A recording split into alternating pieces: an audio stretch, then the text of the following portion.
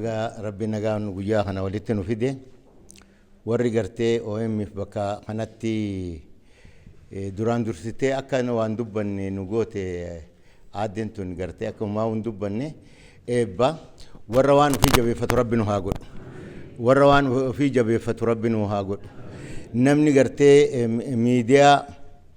miidiyaan tokko gartee mataa ummata kanaati warra gartee miidiyaa kana gartee jabeeffatu rabbi nu haa godhu OM gartee dhugatti ijaa ummata Oromooti gurra ummata Oromooti eefa gartee hundaa'irraa jammaree ummata Oromootiif carraaqaa jira saniifuu gartee Oromoo waan ofii jabeeffatuun haalan barbaachisaadha saniifuu warra jabeeffatu rabbi nu haa godhu warra jabeeffatu rabbi nu haa godhu warra gartee waan kana kiyya je'ee itti amanee waan kiyya sagaleetiyya ijatiyya gurra kiyya je'ee gartee waan kana eeggatu rabbi nu haa godhu warra gartee qabeenya ofiitiinis utuu rabbi nu haa godhu wal gartee warra nun dura deemu kanallee gartee warra waan kana qopheessillee rabbi isaan haa jiraachisu alaa dhaalika bihaqa subhaana rabbika naaddaddani waan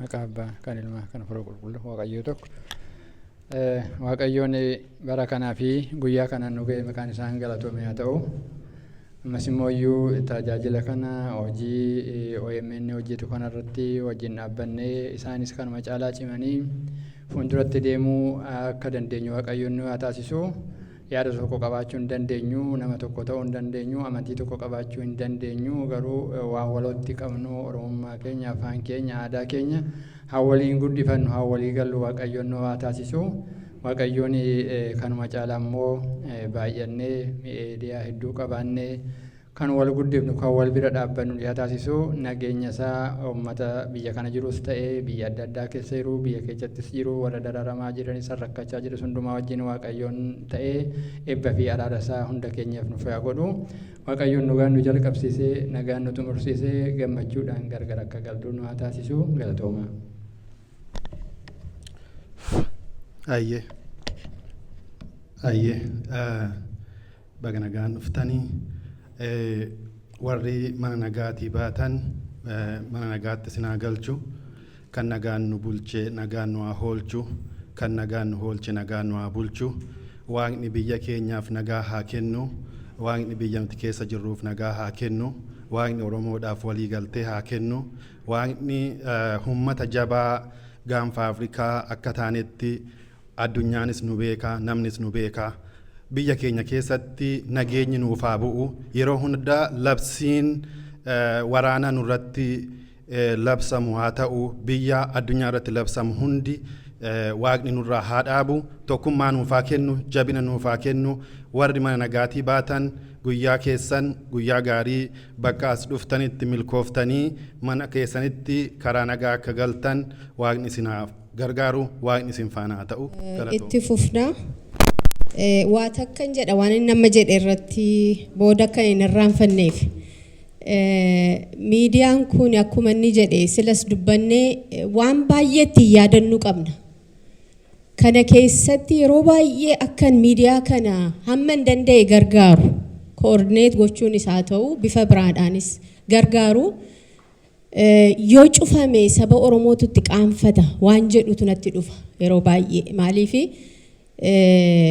dhaaba siyaasaa qabna kan waraanaas qabna bifa miidiyaadhaan isa jalqabnes itti fufuu turre jira waan jedhu amantaa sanan qaba hundumti keessan kanaaf addana jirtu bakka hirrina isaa guutaati jajjabeessaa deemuun nurra jira kanaaf miidiyaan kun akkuma amma fakkeenyota baay'ee miidiyaa gurguddaa dajaneen kaasee iddoo qabaatee itti fufuu danda'u turre jira yoo kun cufamee diinni Oromoo baay'eetu gammada dhugaa dubbachuudhaaf baay'ee amma Dr. Jamaaliin hin arga yeroo baay'een si dinqisiifadha marii waltajjii adda addaa irratti geggeessitan sanarratti dirree waloo natti fakkaata namoota akka isaatii baay'ee achirratti qooda fudhatantu jiru amma dhiyeenya kana lakkoofsaan gadi bu'uyyuu sunis sababa maaliin irraatii baqate namootni warri kaansa jedhullee dajane kanas akkuma hoomworkiitti fudhatta itti deebi'amee akka bakka durii sanaan nin jedhu sana fa'i. Kanaaf namootni baay'een achi keessatti beektota baay'ee qabna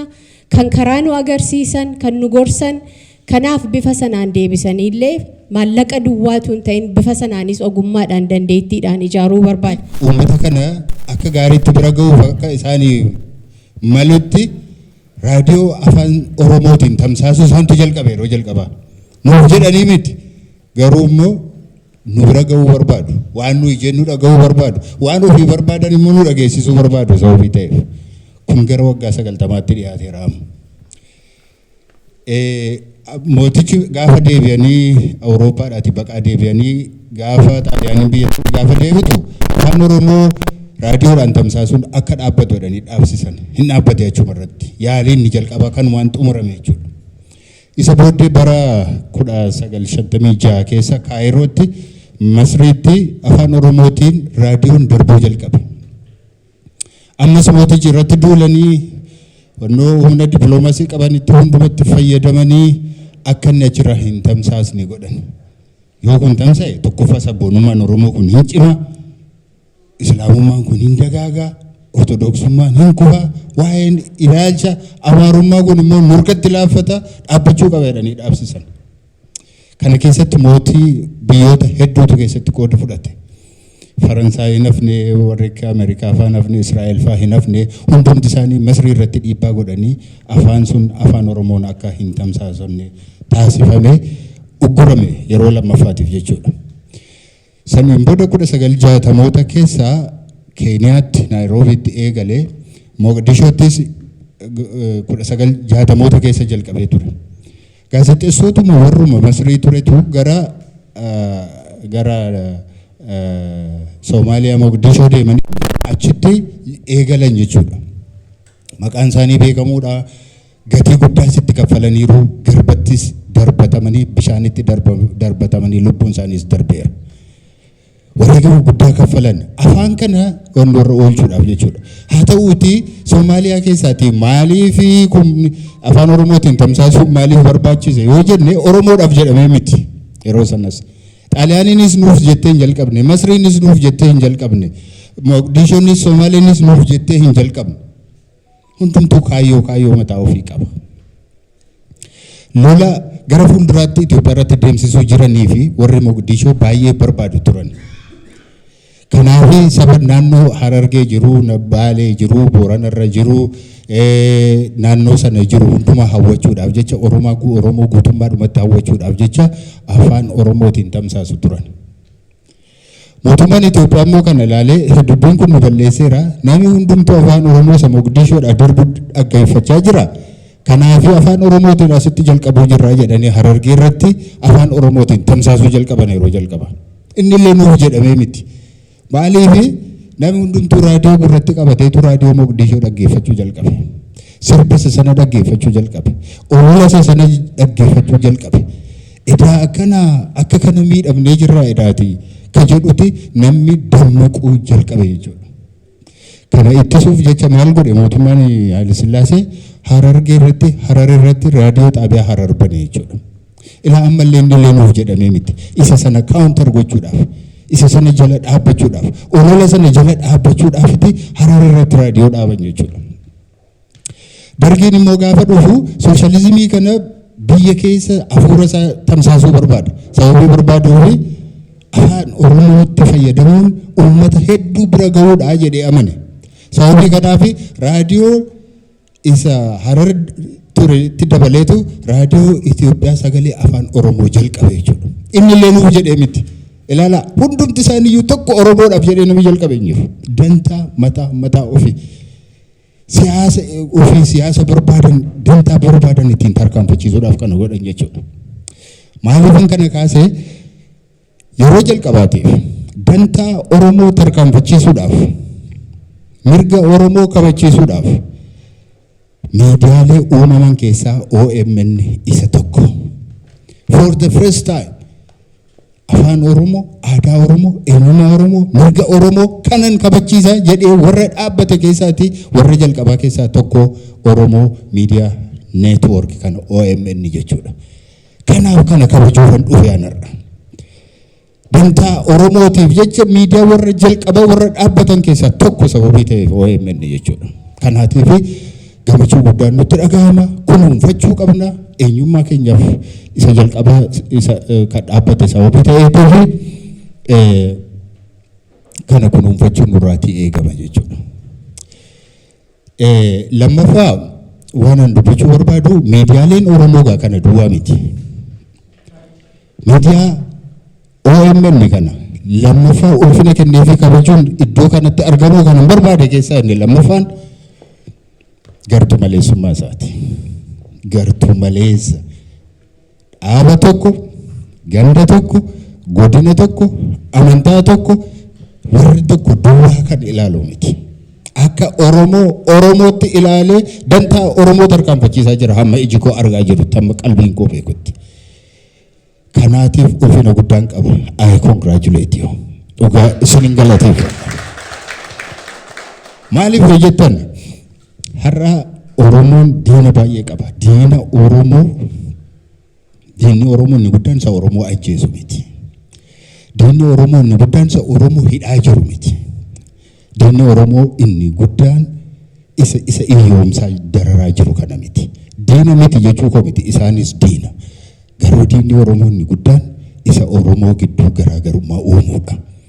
Isa Oromoo tokko ol kaasee Oromoo tokko gadi buusuudha. Isa ganda tokko faarsee ganda tokko balaaleffatudha. Isa amantaa tokko ofitti qabeessa tokko ofirraa achi qabuudha.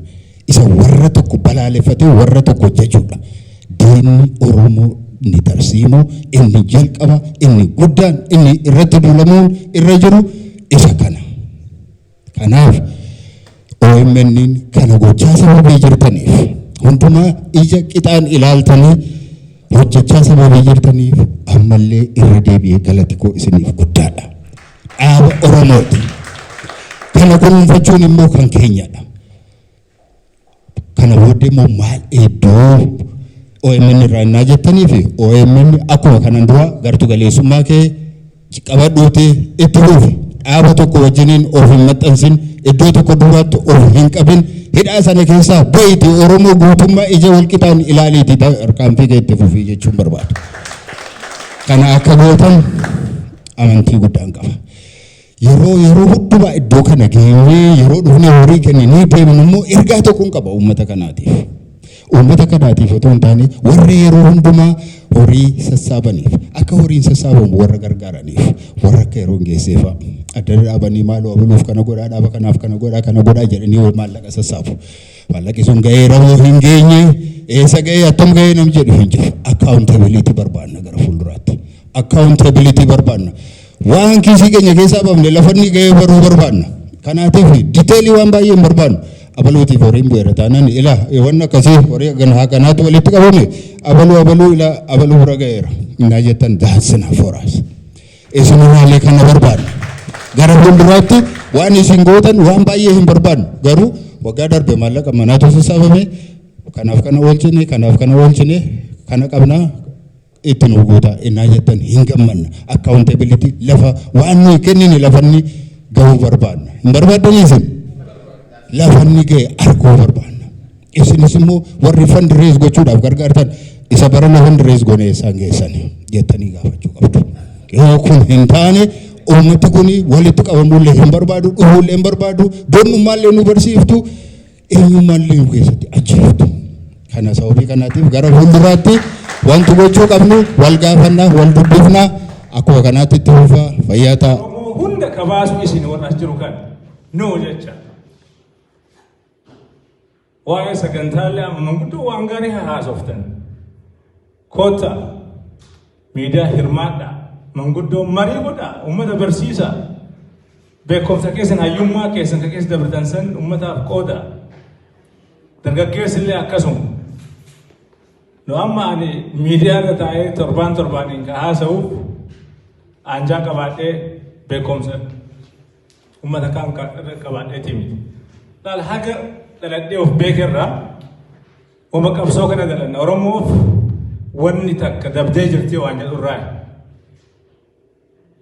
Dabarfachuu barbaanna akkuma harreen dhaltee ilmoo dabarfattu jechuudha. We need a lot of people. Waliin yoo gamtoofnee hojjenne waa guddaa godhuu dandeenya. Miidiyaan osoo tiippiin dhaaba Oromoo gaarii ta'e miidiyaan nun barbaachisu cufnee biraa deemna. Really akkasii yaaduu qaba. Check and balance godhuun miidiyaan kun nu barbaachisa. Miidiyaan kun kan nama tokkooti mitillee namni tokko dhufee deeme jaarmeyaan itti sufuu qaba dhaloota dabruu qaba. Kana caalaa hedduu haasa'uu hin barbaadu. Ofirra fudhadhaa. Warri amma jirru kun nama kumallee taane nama dhibba taane nama shanillee taane hundeen OMN nurratti latti nurra dhaabatti we're a cornerstone akkasi beekaa asumaan isinii gabaabsaa ati yeroo kan ka'in kennitaa ani ammoo horiin bira dhaabadhaa itti haati banaati bareedduun Fariyaa Hasan $1,000 naa kenni jettee jirti kana asumaan itti barbaada.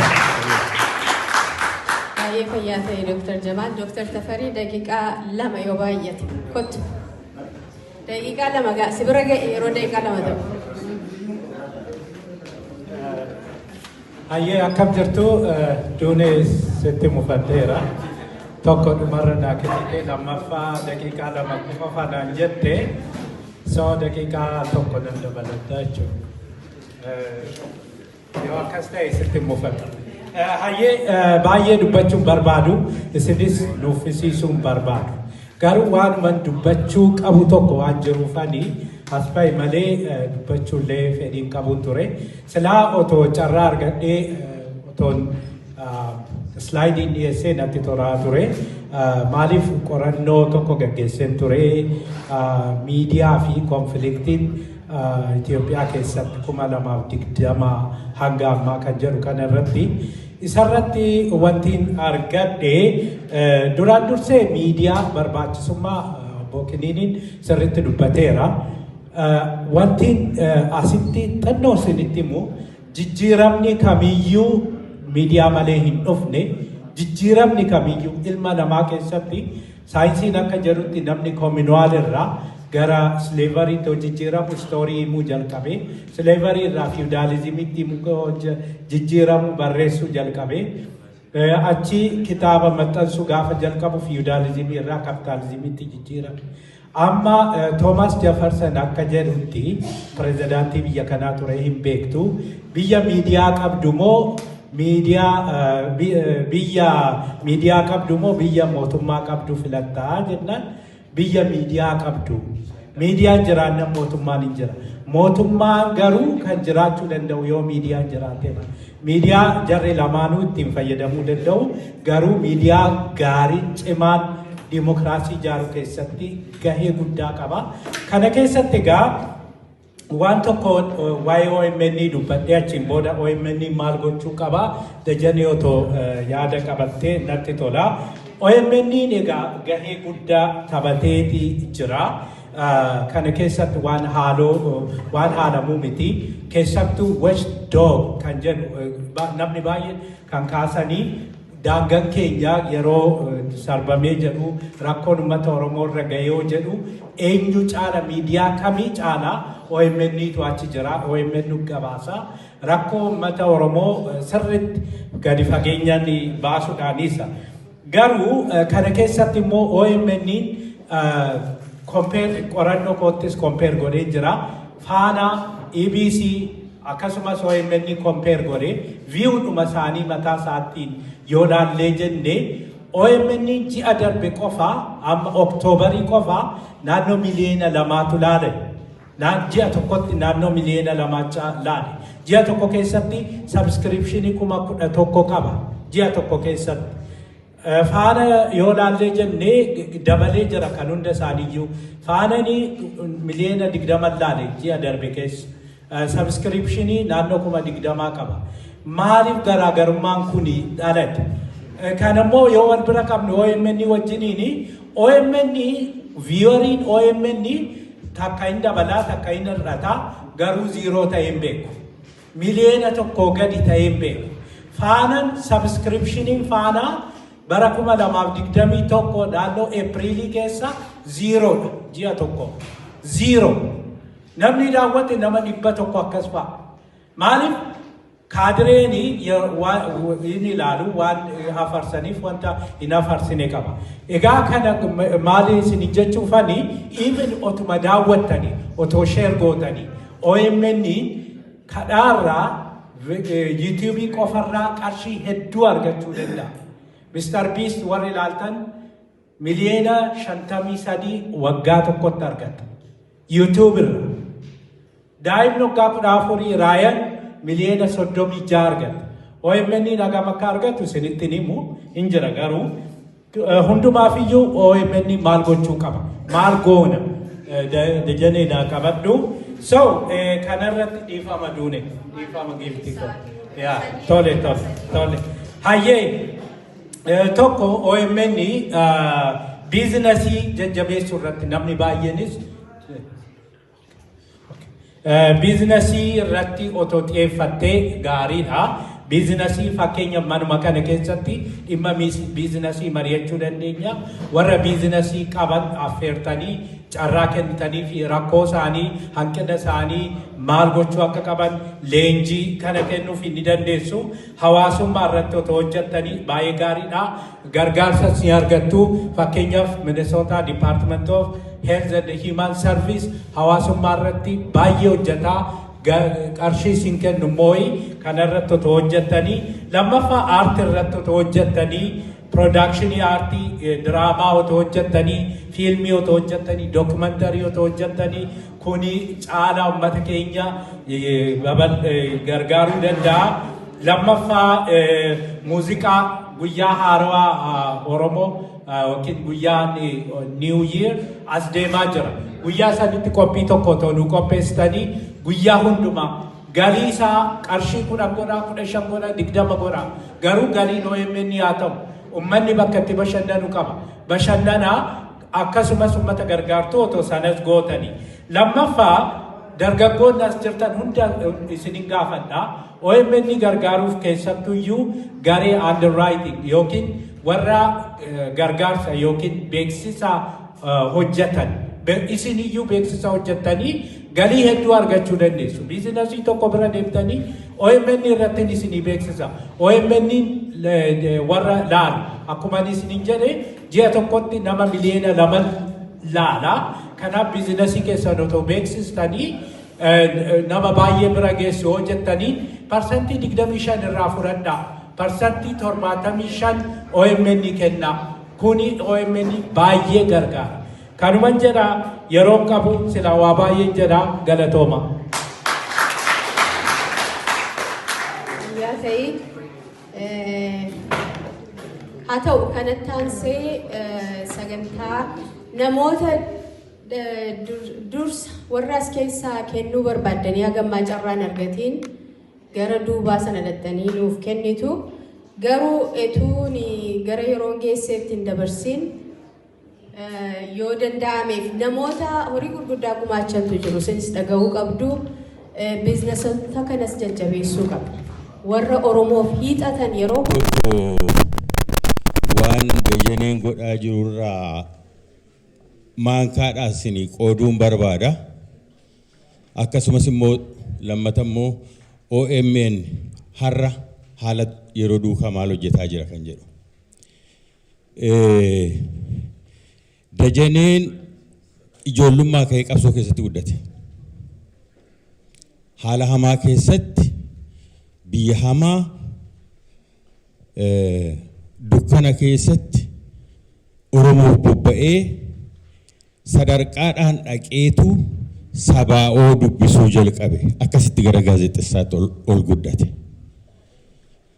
Ammas OMN keessa gaazexeessaa ta'eetu gara daareekteeraatti ol guddate.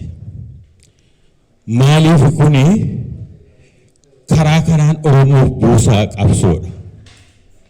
Namni mana muuxannoo qabu kuni karaatti hojii horii argatan salphaasaatti hin beeka. Utuu yuutuubii tokko banatee gadi taa'ee horii har'a asitti walitti buutu kana torban tokkotti argata. Jireenya guddaa jiraata. Garuu waan Oromoo kana qabanii akka itti gadhiisan hin qabu. Kanaaf itti cichee itti hojjetaa jira. Galatoomi Dajanee. galata guddaa qabda. Lammata OMN sagalee ta'eetu rakkoo Oromoo himaa jira arra kan godhamaa jiru. Gaafa mootummaan Oromoo ajjeesu lafa akkasitti ajjeese jedhee uummatatti hima. Kan ofirraa faccisuu danda'u uummatadha. Kun hima malee waan godhu hin qabu bara. Gaafa faannoon duultee dhuftee cabsite lafa akkasiin seente jedhee hima. Egaan ofirraa dhoowwuu eenyu uummaticha. Gaafa jalqaba laga mormor ceetee faannoon dhuftee Wallaggaa nama 32 ajjeefte nama 32 kana keessaa harki 78 qalame maaliif jaarsaaf jaartii baqatanii ba'anii manatti galaniitu qalanii yeroo sana sagalee ta'ee jalqaba dabarsee OMN'dha. Oromoon jalaa waachuu dide. Tartiibaan deemanii amma Wallaggaa magaalaa Naqamtee dafte malee kaan fudhatanii Horoo Guduruu ce'anii Shawaa galanii ajjeesuu qaluu jalqabaniiru. Kana hundumaa utuu himuuti hin hafne gara OMN'tti. Garuu uummanni akka uummataatti socho'uu qabna. Waan arganne hin qabnu waan arganne itti fakkaata namatti. Namni qabsoof ka'ee hin dhaabbatu. Dajaniin irra horiin kun argames dhiises hin dhiisu. Yeroo tokko Dooktar Fidooti fixataan jira. Yeroo tokko Dooktar Fidooti dhukkubsatanii maaliif hin dhiistani jedhee namni hiriyyaan itti himnaan uummanni maal argannaan hin dhiisaa jedhe. Akkasumatti itti wareegame. Kanaaf uummanni horii mararamuu hin qabnu, yeroo mararamuu hin qabnu, walitti himuu irra caalaa. Namni tokko deddeebi'ee buusuudhaan eessa hin geenyu bara. Walitti himuu danda'uu qabna. Walitti himnee wal kakaafnee sagalee keenya ishee bilisa taate tokkitti uummata keenya immoo kallattii qaqqabdu kan uummanni keenya beeku kana tumsachuun nurraa eegamaa fayyaa ta'a. Haa ta'u galatoomii lamu isin yaadachiisuu fi yaadi isin kennitanii akkaataatti OMN jabaatudha kanan isin gaafadhe. Kanaaf warri haftan arfan sanarratti xiyyeeffattu jechaadha. Lammaffaa siin maqaa. Akkam ooltan. Ani daqiiqaa dubbadhu. Ani kan hin jiru. Qabsaa mirga dhala namaati. Ani biyya kana yeroo jalqabaaf 2014 hin dhufee 2015 OMN irratti dhaqee hirmaaddeen ture. Isa booda waggaa 5 booddeen 2020 dhaqee sadaffaan dhufe har'a. Garuu 2015 miseensa ta'ee galee still miseensummaan kaffala. Maaliifan kana jedhaa OMN kan jabeessuu dandeenyu OMN tumsuu kan dandeenyu yoo baasnee kaffalle duwwaadha. Oromoon immoo maakuu birrii baasaniitu foon quufuu jedha. OMN hin jabaanne taanaan OMN hin jiru taanaan tokkoon Oromoo akkuma amma waan hundumaa keessaa galee mana isaatti dacha'ee daa'ima isaa guddifachaa jiru kanatti manatti galee ta'a jechuudha. Wallaggi akkuma sila jedhame risoorsii waan qabuuf lafsaa jiidhaa waan ta'eef beelee hin beeku. Garuu gaafa inni beela'u ukkaamsanii dhossaniitu mana tokko keessatti nama 7 maatii du'e hin beekan nama 7 maatii guutuun jechuudha. Kun olola miti personaalii kanan beeku. Gaafa sana kan dabarsee kara deemaafaa dabalatee OMN'dha.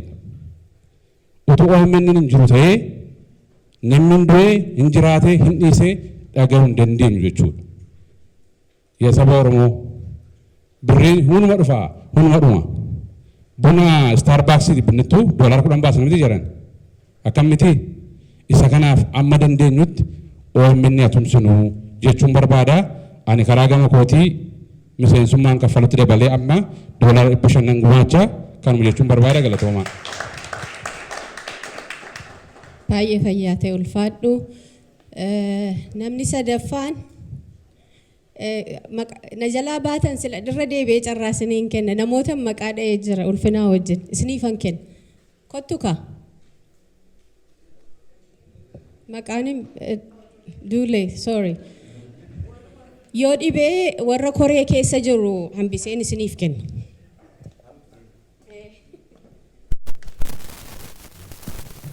Nagaan isiniif haa ta'u na of galchaa. Ani waan inni itti dabalullee hin jiru waan addaa wanti addaa tokko yoo jiraate Oromiyaan haa bilisoomus warri biyya alaa keessa jirru hojjanneetu gallaa akkasuma ijoolleen magaalota garaagaraa biyya baqaa keessa ta'anii hojjetanii sa'aatii 24 yeroo isaanii kennaniitu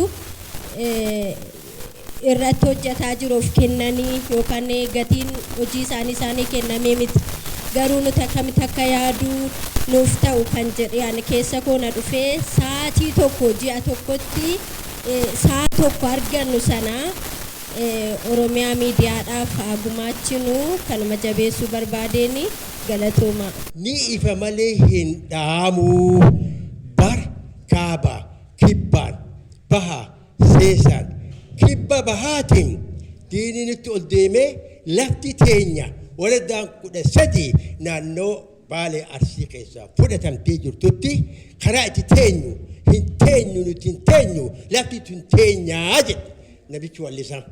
والله انتينيو ورد قيسا ديبي يتنس كجور خياتس اتما ديبيا امو دامسن كبا وانين دامسن كبا او ام دي غرغارا ديني كابا سيني تفاجرا اسمرا تفاجرا بي امارات بي ورا والله خينسي تفاجرا خرا ورا ولقد خينجت بتخرا دي تفاجرا خنافو واني اورمو موها هنجرت كفر إن عرفت إجريت اللي كبتي عرفته أورموني مونت ما نعمل أرجع ما تقول أندرتي غافا دفته أمبو غبا دفته والفرته أكيد كابتي أورمون أكيد وني بعد أبا ورد دفته سنود أكيد كابتي ورد أورمو هندي المان أورمو هندي ورد كأوي باتي خاني بي خسجرو خدقل جرو أكيد والكبتة فين نقالي وتسينا كبت دايون ديملي Oromo wal kabatina kabada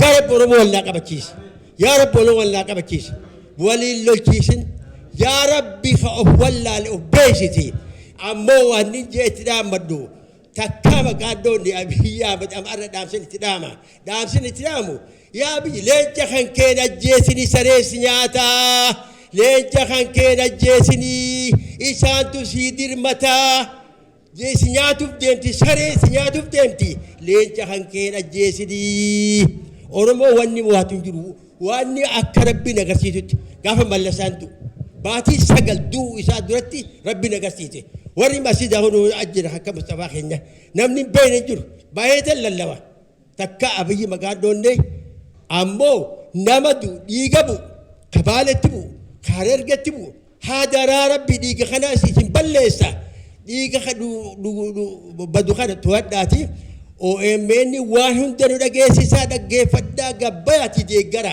abadanu matti bismillah najjal qabamte hingoydu hundeentuni ni magarti baqu subhana rabbika odon oromon hundi garte tiyataatu animmo garte ilma kutaati miti amanti fete qabadhu oromon oromumma dhangarte cabne oromumma dhangarte miidhamutti jirra maqaa oromummaatiin miidhamutti jirra maqaa oromummaatiin gartee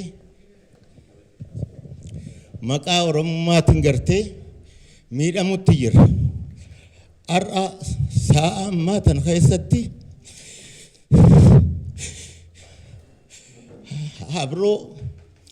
habroo aanaa habroo keessatti lafa daansee jedhanitti gurmeessaa Muhammad Zain Haji Marleen Coda ilma buleessa ayya waraabessaa nyaatutti raawwaala dhoorgani ani sirna kanallee balaaleffatuuf amma bakka tanan dhufu sirna kursirra taa'u balaaleffatuuf miti kanatti dhagayamu odoo akkanatti uummanni keenya dhumu namni miidiyaan qabne hin dhagahu miidiyaa kanaaf dhageenya miidiyaan kun gurra uummata Oromooti ani nama asirraa gartee gaafa dura bakka tana inni dhaabbatu makkatti waraqaa ragaadhaa naa ergan jechaadha ar'an jammarre asii haa bira jiraattanii malee uummata rakkoo uummata keenyaatiif yaadu gizee takka garteen dhaamne ar'a naannoo Dirree Dhawaa irratti waan deemu gartanii eenyutu gabbayee dubbatutti jira antana bakkitti nan deemuuf ar'a silaan dubbadhulleedha qaama kiyya waraabessi nyaatutti jira ammoo eenyu dubbatutti jira manguddoo gabbayee dubbatutti jira gartee ugaaza dubbatutti jira ummanni gartee Somaalee lafa teenya jedhanii lafa Oromoodha kafalmutti jiru akkasuma sheyni gartee Dirree Dhawaa bira dabree wanni teenya jiru Addis Abaanuu teenya jiru ar'a gaa Somaalee keessa dubbatu nuti jaarsa dhabuu sheekha dhabuu kanaatu natti mul'ata kanaatu nu fixutti jira warra kursiirra taa'u araara barbaada ani quban qaba biyya keessan bilbil nan dhagaya isin fiiti wanni laaluu dandeessan ammoo an telefoona nan biyya quba qaba ummanni araara barbaada warri biziqinna araara barbaada ufii gabbanii yoo ni araara maqaatti maxxansan ni beeytanii shanee jedhanii tajjeessan warri silaa dubbatu ulamaa dubbata jaarsa dubbata abbaa garaatu dubbata abbaan gadaa silaa hajaan kun isaa dubbata gaa abbaa garaa ta'e malee saniifu ummanni kun boruni bilisoome gaafa bilisoome ijatti ol himuu ta'a saniifu warri nuti gartee kursii warra taa'u irratti itti gartee qabsaa'u irratti hin jiru wanni qabsoon teenya duraanirralleedha sirna mililik tunurratti deebi sirna mililik leellisutti jiran sirna kanaatu natti hin ta'u jedhee miidiyaadhaan waan qabuun lolutti jira warra immoo warra kana dura dhaabbatuutu jira bakka tanan deemuuf tana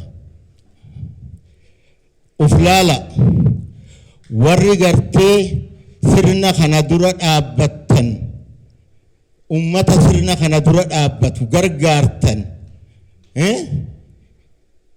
guyyaa qiyaamaa itti gaafatamtanillee warra je'eetu jira maqaan illee ni jira ar'a ummanni Oromoodhaa kan addaan baase kakkanaati nuti ummanni Oromoo addaan hin bahu akkatti itti addaan baasanillee hin jirtu ummanni Oromoodha gartee miidiyaa ofillee ni gargaara warra gartee sirna kana falamullee ni gargaara warri kana dura dhaabbattan warri kana gartee hafuura fokkataa kana dabarsitan nurraa akka dhaabbattan maqaa rabbiitiin isin gaafadha haadha teenya du'a ilma keessoo achi jira jedhaniini abbaat du'a ilma keessoo achi jira jedhaniini nam tokko irraan dubbatu warri immoo ar'a gartee akkasitti maqaatti baasanii ejjeessan kuni warra akka gartee wayyaanee biyyatti galchanii ummata kana bilisoomsanii isin achirra teessan isin godhantu caakkaa jira saniifu sheekotiin abbaan gadaa haati siinqeedha nagaa barbaada bilxiginnaa nagaa barbaadu jirti nama nagaa dubbatu feeti maaliif dhumatti jiran isaanillee dhumatti jiran isaanillee ilmaan Oromooti kan ummata Oromoo kanaa quuqamullee ndi jira injiru hundi isaanii nu fixuun barbaadan hanga xiqqaadha warri nu fixuu barbaadu saniifu ummata kana maddi warri gartee nagaa barbaada gartee namni isinitti dhodhoofne himuudhaa teenya Shee Umar Xawiil haadha manaati wajjin ilma wajjin du'e irratti salaatamne gartee gandaa irratti salaatee awwaale ulamaa'in achi fagoo achi jirtu irratti deemtee dhan Shee Abdallaa Baddeessaadha waa takkallee badii takkan qabu mucaan kun shahiideedha jedhe waan biraan jenne yoo inni gartee mucaan qaallichi kun edana bule milishaan akkeessaa takkittiin hin bultan tajetteen arraba caffee keessatti filamtee jirti ejjeechisiiftee gartee namni dhaqee irratti salaati shayni qe'ee sanitti dhiyaatulleen irratti hin dhayne sanarra gartee nurratti faarsan in faarsina insiniin hin jennu faarsa waan feetan ammoo saba keessaniif dubbadha saba keessanii dubbadha wa itti gaafatamta wallahi guyyaan dhodhoofne wal dura teenyee walitti himnu dhufaafta abiyyilleen araara barbaade isin tuttin himne malee bilxiginnaan dahagaaratti araara barbaade isaanii miti nuti haqabsootti qabutti jirru sirna mililiki warri mililiki gargaartan warri mililiki sirna mililiki deebisuudhaaf carraaytan itti gaafatamtanis gartee guyyaan isin itti gaafatamtan fagoon jiru dhaluu jira akkasitti gartee ufitti himaadha ummata irraa dhaabbadhaadha ummata maddii dhaabbadhaa ummata keessanii wajjin jiraadhaadha naman boochisinaadha gartee ilmaan namaa lafarraa hin fixina joollee arra jeeftan tana bakka hundatti jeesumutti jirti haa ta'u foonummaafan bakka san dubbadhe malee ani walloon ittiyya wallaggaan kiyya jimma khiyya bakkiti marsinuu khiyya gartee ummanni oromoodhaa gartee hundi kutaan 11 tiyya gartee nuti gartee khatti gartee qabsotti jirru isinii miti warra hursirra taa'uu miti abiyyi ahmadii miti sirna kana sirna isin gadhaabuu deemtan kana sirna gadhaabuu deemtan waan arsii keessatti dalagaa jirtan quba qabna amma san fiddan daansetti jarri kun humna qabanu gargaarettaniit akkasitti kana dalagu jirtan rabbi sodaadhaan nurraa dhaabaadha. Assalaamu alaykum wa rahmatullahi wa barakatuh.